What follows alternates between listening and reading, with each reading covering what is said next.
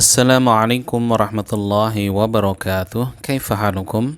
Kali ini kita akan membahas sirah Nabi Sallallahu Alaihi Wasallam. Apa aja yang akan kita pelajari? Amul Huzni, siksaan Quraisy kepada Nabi Sallallahu Alaihi Wasallam. Beliau berusaha dakwah ke penduduk Taif. Kemudian yang terakhir, Isra dan Mi'raj. Ayo ikuti sampai selesai.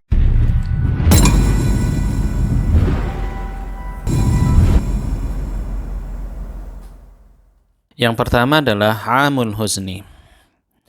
6 bulan setelah berakhirnya pemboikotan, Abu Thalib wafat. Rasul Shallallahu Alaihi Wasallam bukan hanya kehilangan paman yang membelanya, tapi juga kehilangan istri yang menjadi teman seperjuangan Nabi Shallallahu Alaihi Wasallam. Khadijah wafat di tahun yang sama dengan wafatnya Abu Thalib. Musibah yang beruntun yang menimpa diri Nabi Shallallahu Alaihi Wasallam tahun ini disebut oleh para ulama dengan sebutan Amul Huzni atau tahun kesedihan. Terjadi selama 3 tahun sebelum perintah hijrah ke Madinah.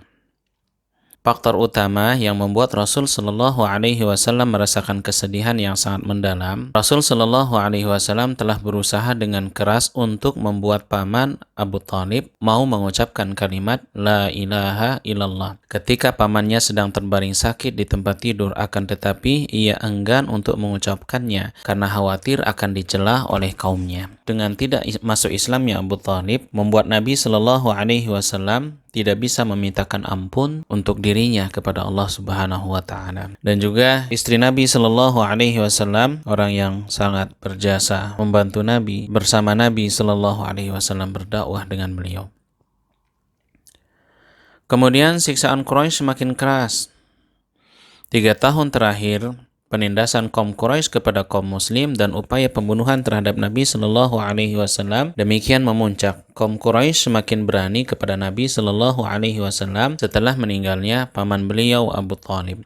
Abu Thalib itu adalah orang yang disegani, tokoh Quraisy yang dihormati dan ditakuti oleh para pembesar Quraisy yang lain, dan Abu Thalib memberikan perlindungan dan dukungan kepada dakwah Nabi Shallallahu Alaihi Wasallam. Setelah Abu Thalib meninggal, siksaan dan orang-orang Quraisy semakin berani kepada Nabi Shallallahu Alaihi Wasallam. Tapi dari meninggalnya Abu Thalib dan Khadijah, kita mengambil pelajaran bahwa faktor utama keberhasilan dakwah Nabi adalah dukungan dan pembelaan dari Allah Subhanahu wa taala, bukan dari manusia.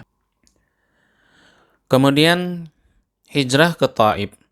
Beliau berdakwah ke Taif bersama Zaid bin Haritsah, berharap penduduk Taif mau menerima Islam dan membela Nabi Muhammad Sallallahu Alaihi Wasallam. Namun ternyata beliau mendapatkan penolakan yang kasar. Pembesar Taif memerintahkan anak-anak dan budak untuk melempari Nabi Sallallahu Alaihi Wasallam dengan batu. Beliau keluar dari Taif dalam kondisi berdarah. Betapa besar kesedihan dan penderitaan yang beliau Sallallahu Alaihi Wasallam alami. Nabi datang dengan membawa rahmat dan kasih sayang Allah, mengajak penduduk Taif untuk masuk Islam, tidak berharap dari mereka imbalan serta balasan. Nabi hanya berharap agar mereka mau mengucapkan kalimat La ilaha illallah sehingga mereka selamat di dunia dan di akhirat. Namun penduduk Taif memperlakukan Nabi dengan begitu kasar. Maka tentu ini adalah perjuangan yang begitu besar, tantangan yang begitu besar yang dihadapi Nabi Shallallahu Alaihi Wasallam. Di Mekah terasa sempit karena penduduk Quraisy, karena orang-orang Quraisy semakin memusuhi Rasul. Hati terasa sempit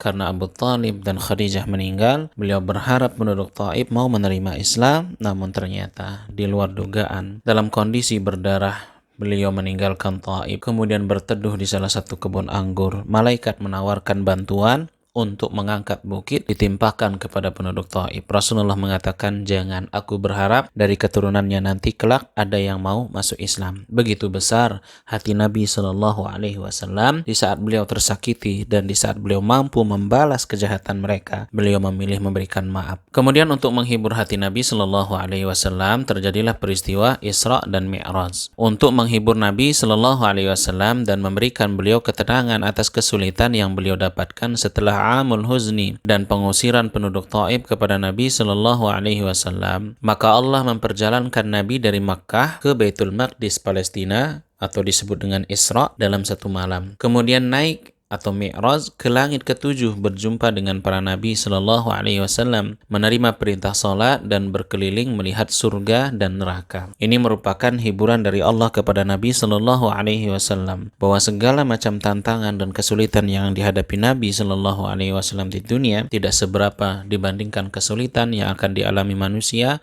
di akhirat kelak, dan agar Nabi sallallahu alaihi wasallam semakin yakin dan mantap kepada Allah Subhanahu wa taala. Ini merupakan salah satu keistimewaan Nabi Muhammad sallallahu alaihi wasallam. Tidak ada keistimewaan yang melebihi keistimewaan yang Allah berikan kepada Nabi sallallahu alaihi wasallam untuk menerima wahyu perintah salat. Rasulullah menghadap langsung naik ke langit ketujuh bersama malaikat Jibril, berjumpa dengan para nabi, melihat surga dan neraka, kemudian menerima perintah dari Allah. Kemudian beliau sallallahu alaihi wasallam pulang mengabarkan kepada penduduk Makkah bahwa beliau melakukan Isra dan Mi'raj. Semua orang-orang Quraisy mendustakan Nabi, mengejek Nabi sallallahu alaihi wasallam, kecuali Abu Bakar As-Siddiq. Dia yakin dan sangat percaya dengan kabar yang disampaikan Rasul. Maka sejak itu Abu Bakar diberi gelar As-Siddiq karena selalu membenarkan kabar Nabi Muhammad sallallahu alaihi wasallam. Demikian pelajaran Isra dan Mi'raj. Semoga Allah Subhanahu wa taala memberikan kita keteguhan mengikuti Nabi sallallahu alaihi wasallam. Terima kasih. Assalamualaikum warahmatullahi wabarakatuh.